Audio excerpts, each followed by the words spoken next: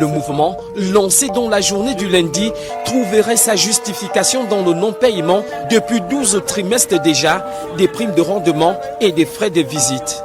La direction générale de la marine marchande aujourd'hui traverse une période assez difficile et très compliquée. Il y a beaucoup de points et il y avait juste un objet, c'est celui du paiement des arriérés des primes de rendement et uniquement le paiement des frais de visite. C'est-à-dire, nous n'en pouvons plus parce que nous sommes désespérés. Nous sommes, comme je le disais hier, nous sommes devenus une épave. Donc nous sommes enfuis au fin fond des océans. Et donc nous avons besoin d'aide afin d'être à la surface des eaux.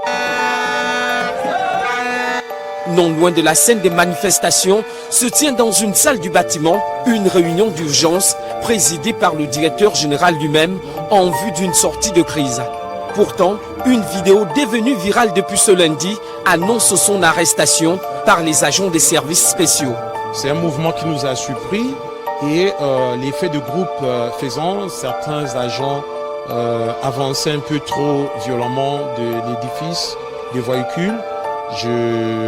Dans ce que dit la loi, le directeur général doit faire venir les forces de l'ordre.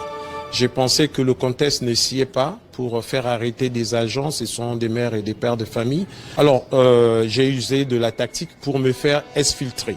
Donc, j'ai contacté les services sociaux pour me conduire et laisser la masse continuer le mouvement. Donc, pour cette raison, il y a eu récupération d'une vidéo où j'ai été mis en sécurité pour faire véhiculer que j'ai été arrêté. Mais pour l'heure, mes agents, que je comprends très bien les motivations, sans récrimination aucune, revendiquent ça et suivant le contexte, certains et certaines ont l'envie de voyager pour aller voter dans leurs points respectifs. Nous avons initié un certain nombre de chantiers pour voir de comment régler ces primes.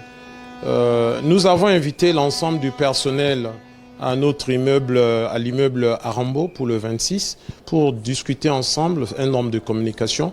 Donc je me réserve un peu d'en dire un peu plus, mais certainement au cours de cette rencontre, nous allons trouver les voies idoines pour discuter et pourquoi pas envisager les solutions.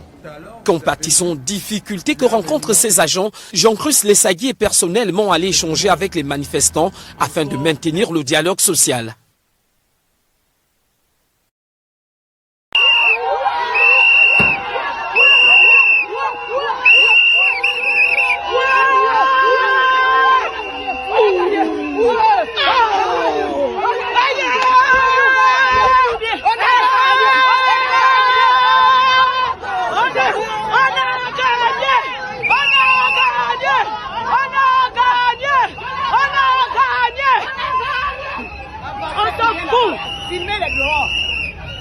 On s'en fout, on veut notre pognon, on veut notre pognon,